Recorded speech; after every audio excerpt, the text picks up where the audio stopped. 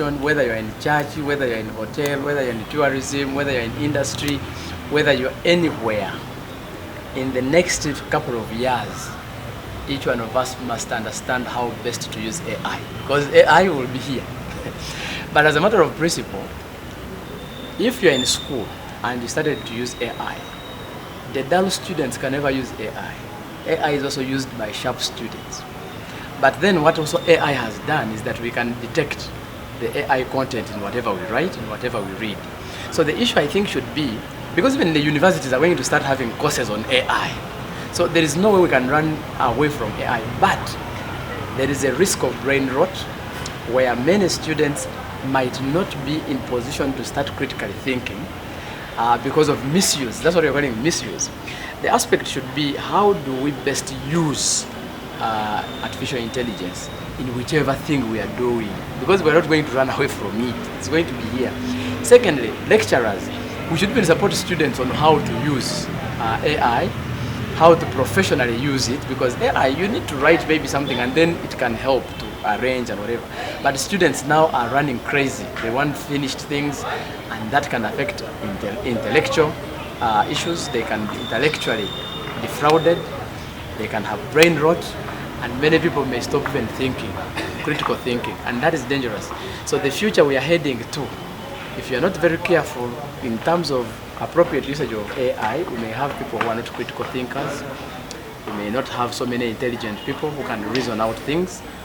Where children are banned, a particular age is banned from watching TikTok or from watching a particular series, and that can happen. So as a country, we also need to do that in terms of law. What are the laws around this? So how do we make sure that our children do not have access to information that they are not supposed to access? Parents, you must be in charge of the pins. The pin that the children are using in their tablets, you should be in charge. You should be knowing that pin, or you should even be the one creating the pin, so that your children are not messing up with the internet. We've seen other challenges where children in the night, midnight, the child is having a phone plugged in the electricity socket, the computer, and the headsets. But it's midnight. The child is not getting sufficient sleep. The child has no time to read books. The child has no time to reflect. Nothing. Why? Because of over concentration on the internet and misuse of the internet. So it goes back to us, parental responsibility in the internet connectivity for our children. So I think that can give us a little bit of the ideas around internet and health of our children. Many children are running into malnutrition because they don't have time to eat. They are always on the internet. Mental health issues because they are always on the internet and they are seeing so many things that they are not even supposed to be seeing. Many of them have killed themselves because of having traumatizing kind of experiences online. So all of those we're supposed to reflect with the parents and think about how best we can improve the livelihoods of our children, give them time to do these things, but also in a regulated manner. Now, let us a little bit reflect on artificial intelligence. As a matter of principle, artificial intelligence has come and it will be with us and is not going anywhere. In fact, in Uganda, we are just at the lower level. We are just starting to even know that AI exists. Now, while AI is a very good tool, because you're not going to survive it anyway. AI has been here, but for us, I think it is now becoming real. AI in academia, AI in media, AI in church, AI in everything. Now, AI comes with a lot of opportunities for the youth. We can learn from AI, we can make a lot of money from AI, coming up with those software. AI makes our lives easy. You can be here, but then you can monitor your house somewhere because of AI. You can even do write-ups of your research or whatever on AI. You can monitor whatever project you're monitoring on AI. So there's a lot of beauty that comes with AI, and we must embrace AI because it has come. It is going to solve many problems. We're going to be more efficient. It's going to be quicker to do things. It is going to be very fast to do things. And so we're going to be efficient. It is creating really a lot of opportunities for all of us, even economically. But then the same AI, if not well used, if not regulated, it can cause trouble. Currently, we have many things on AI. I don't know how much I can talk, but we have had deep fakes. Someone can just you need only 2 seconds to grab your voice and you can be able to translate that voice and create a story. How that is very dangerous in the media. It's very dangerous now on social media. Oh, so and so has said this, but actually they just cloned the voice. Now that comes with the risk of identity theft, but also fraud. We have seen AI, people misusing it to actually give us disinformation, but also misinformation. So AI can be used for anything around misinformation, disinformation, frauding people, etc.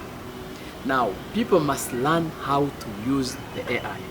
For instance, consumers, every time you're going to ask AI something, make sure that you preserve your personal data.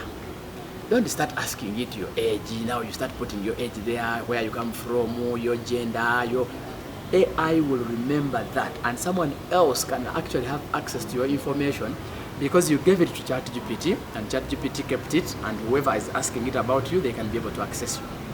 So we can always ask, we prefer that when you're using AI, preserve your personal data or data of other people. You can ask it common things, but make sure that people's names, people's details are out of this conversation. You can always put them later whenever it helps you. That way, you can be able to secure the future of other people, and you can also avoid being defrauded by AI. Now, many children now have access to AI. Sometimes we have what we call brain rot. Many of us are now getting that brain rot, where you're even typing an email of 3 lines, but you want to ask AI to help you write them. I mean, at the end of the day, you seem not to reason with AI. AI is supposed to help us. You have what you want to write, maybe it can arrange it for you or something like that, but not every time. We might lose a sense of thinking if we don't optimally use AI. So we encourage our people that let us continue using AI, but in a manner that is, one, regulated, in a manner that is ethical. If you are media, don't sit down somewhere and start writing a story using AI, because AI can give you that story in seconds. But if it is not the one, maybe as media or academia or whatever, let us look at the tools that are actually meant for our work, but also let us teach our children how to use AI in the most effective and best way. If we don't do that, people are going to misuse AI. You will see people with photos, they say so and so, we saw him carrying a chicken, but actually they were not, because you can do anything with AI. So we implore all of us, let us have an ethical use of AI. Let us use AI appropriately. Let us make sure that we protect personal data from the AI tools, but also let us keep learning how best we can use artificial intelligence. Otherwise, if we misuse it, it will make us, sometimes people can even die because of rumors, misinformation, disinformation. People lose trust in us. If it is a media house and you use AI wrongly, people can even discard. They start losing trust in whatever you're publishing out there. Even in schools, if AI is misused, you're going to have children in school but whom you cannot help. So let us not lose our morals, let us not lose humanity, let us not lose the thinking, the critical thinking, because AI is here with us. Let us ensure we use it properly and we use it as recommended. I think those are some of the overviews that we can have on this subject matter. Of course, we shall keep empowering consumers on how best they can use AI, but also which tools to use. We shall keep talking to the media to teach us how to use AI, etc. I really want to thank you and wish you well. First of all, as just I mentioned, with AI, everything is available now. Everything is available. So you can have virtual realities and whatever. While they seem good, or while they are good actually, the problem is usually around the misuse. Now what happens is, if there are young children who are being exposed to these things, some of them may not be in real sense. They may start thinking that this is how the world is. So they start having a negative world view to even discover things. They say, well, why should I go to Lake Edward to look at it? Why should I go to see the market? Because I can see it in virtual reality. Why must I go to the national park to see this? And now that can distance children from the realities of humanity, and that is already a problem altogether. So it is an issue of AI must not replace humanity. It should only support humanity to live a little better. I think that is where the thinking is.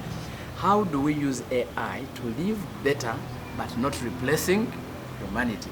This business of, I have gone to US using virtual whatever, it may make children feel like I shouldn't work in the US because I can see. Maybe I should not go to Kampala to see whatever. We need to make sure that our children have humanity irrespective of having the AI. Otherwise, people will have mental illness. People will get stressed, people will get depressed, and people may even die because they have a long kind of illusions of the world, of how the world operates, and that can be very dangerous to the young ones. So I think the effect is on mental health, how people will start perceiving things, people start losing trust in human beings, people start even disconnecting. By the way, you can distance yourself from others, and so that alone makes people being loners, being idle, being separated from others, and so you find people, they're just there. So that can lead to social aspects. People are no longer talking to each other, people are no longer having social life, people are not, all those are gaps that can come if we misuse these available